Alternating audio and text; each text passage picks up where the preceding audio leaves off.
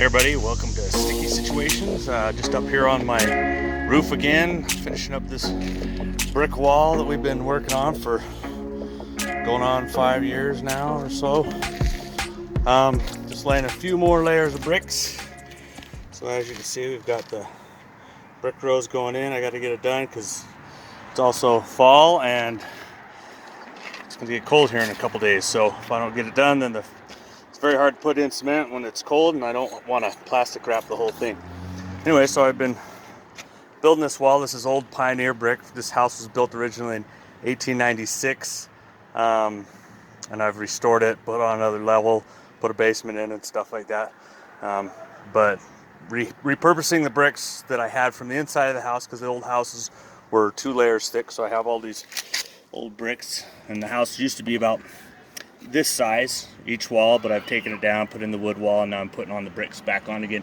So I've been able to reuse most of the bricks to finish up the whole front of the house over here and kind of redo a lot of the design and stuff. Anyway, so that's what I'm working on today.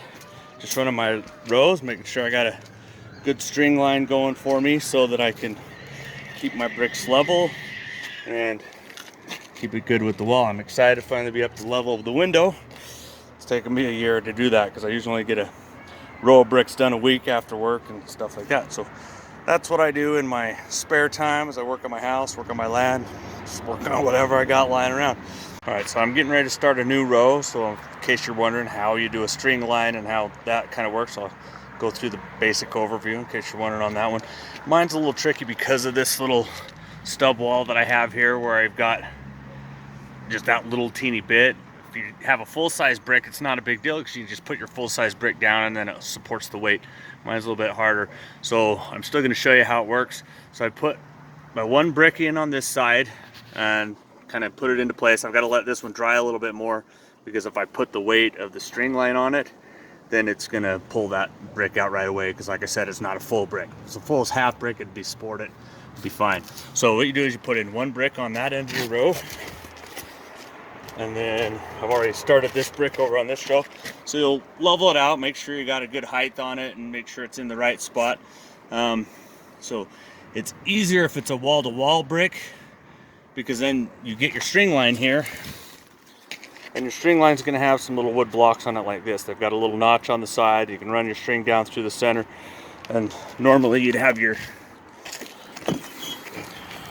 brick up here like this. Your string would fit down on there and it would just kind of latch onto the side of the brick like this, and then that holds it in place, and you pull it tighter and then it supports the brick, and then you can kind of do your line. People put it on the side of the wall like this so it sticks out from the side of the wall. It gives you that square look. Mine's still a little bit harder right here because I'm still down below the windowsill, so I can't just latch it in, but for me I can just stick it down in here and be right. Be on the right height and just kind of use the weight of another brick on top of it. So I'll take this one, I'll tie it down here, and then I'll stretch my string line down to that far side, and so we can get that string nice and tight. I'll check the string for level to make sure that my bricks are all going in at the same level, and make sure if I'm not going up and down, but it's just kind of nice to keep your wall looking prettier instead of, falling apart, old and haggardy. So I'm going to put my string line in here. Start with this one, and I'll let you watch again. Alright, so I ended up cutting my next brick down. See, that one had a notch around the corner there in order for it to fit around that column. So I did that just because this single brick on the very end is just not going to hold that string line in very good. The minute I pull it tight, it'll pop it out. So I just finished that brick in. It's fine to do 2 layers. So what I'll do is I'll take my string line here and I'll attach it on the edge like so, right in the little notch. Usually you'll take your string line and wrap it a little bit. So need to tighten it up a little bit more. Oh, and I should also say that when you're putting it in there, you want to get your level on there to make sure that you're level on your sides here, going along that edge so that your string line starts off level. Same with down here on the other end. So it's easier for me to put my string line in on this side because I got this string line with the brick here, and I can flip this one and tighten it up, and then I just stack this other brick on top, which helps keep it from sliding out too far. This one's a little bit tighter, so I'm going to put, sorry about that, I'm going to put 2 bricks on it. It's always hard to hold these cameras and do work at the same time. I'll get the hang of it, maybe grow an extra arm, whatever it takes, right? So I've got it in, got my block in, coming down here. You're going to want to sit right up near the corner of your line here. You want it to be taut, you don't want it too loose, otherwise in the middle of your brick wall it'll hang low. You don't want that, so you want it up here on the edge. Sometimes you have to give yourself a little bit of gap there. I like to leave a little bit of a gap just so I can put my bricks in without them rubbing every time. So I've got a small hair space on that side, and I go down here, and now I can put this one right in here on the corner. Put it to the height I want, and I always put an extra brick in here too, just to keep it in place.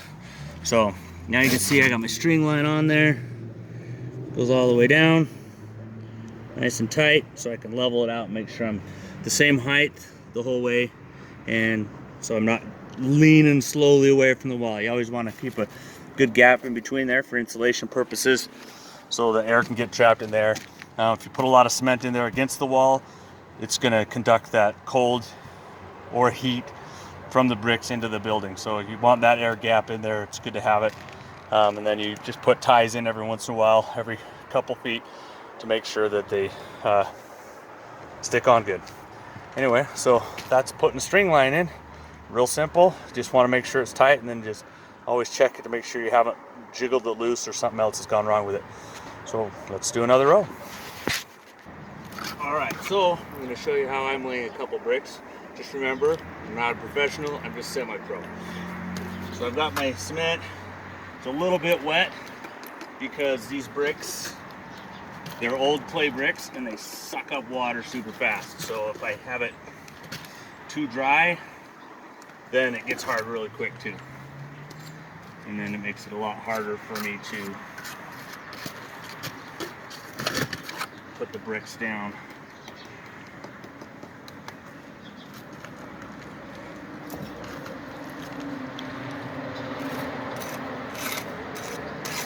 Butter up a little bit on the sides.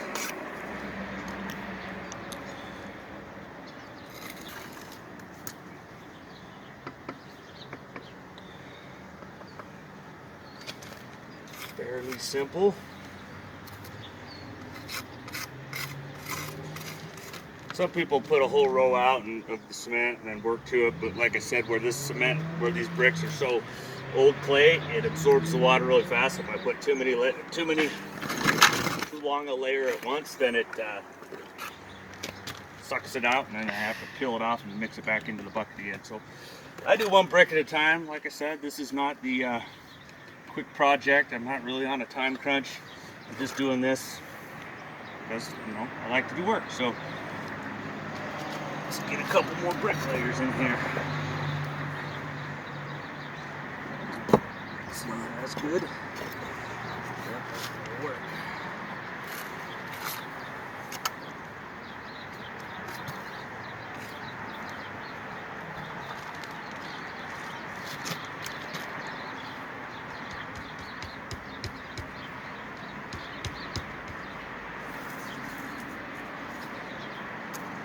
One of the harder things about working with these old 100-year-old bricks, 120-year-old bricks, is they're not all the exact same size. So you'll get some that'll have a bow, and some that'll be shorter, some that'll be longer. So it's always kind of fun to work with it and see how it turns out. But you know, they look nice, and that's why I appreciate that old build look, and I appreciate keeping things authentic in the way they are. Because I like the way the old houses were.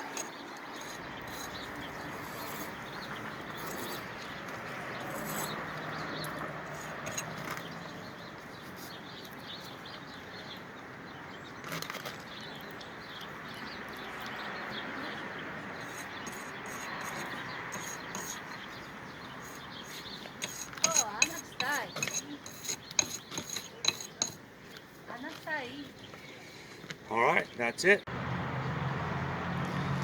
All right, so I'm just gonna let you time lapse it, watch it for a little bit, and see how we do.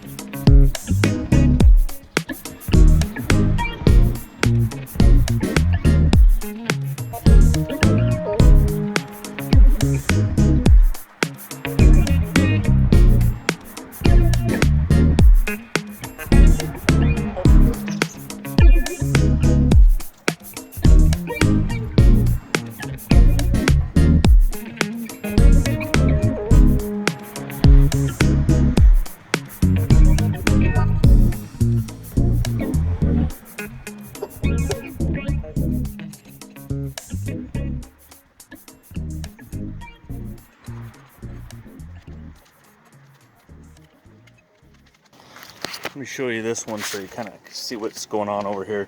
So when I built this house, this part of the house is wood. Then I had done this other wall where it's a cinder block, but it's called Enduro wall, where it's got insulation pockets in between, and so you fill it in with insulation while you lay the brick, and it's got an R value of like 60, and it's bulletproof, so you can't go wrong with that. Like a 50 caliber hollow point won't even go through it. You have to hit it in the same place like 3 times for it to even penetrate. Not why I bought the brick, but hey, it's kind of cool. So anyway, on this part where I come down in here, I've got to end up, the bricks don't come in all the way on it. So what I'm doing is doing a kind of a little fascia, little bit where I cut the bricks down. I'm just doing a small layer to wrap this part of the wall so that it looks a little bit better, so that it blends in. Like if you look down below, it just looks like normal bricks going all the way up. But I'm doing this little bit of a wrap here. It'll look a little weird on the outside edge over here, but I mean, we're way up in the second story, so it doesn't make that big of a difference. But just thought I'd share you that. So I'm just cutting the bricks in half for that little strip right in there, and filling it in the rest of the way. So remember, stick with it. You got this. Don't forget to subscribe if you have a chance. Wait around for some more great videos coming up.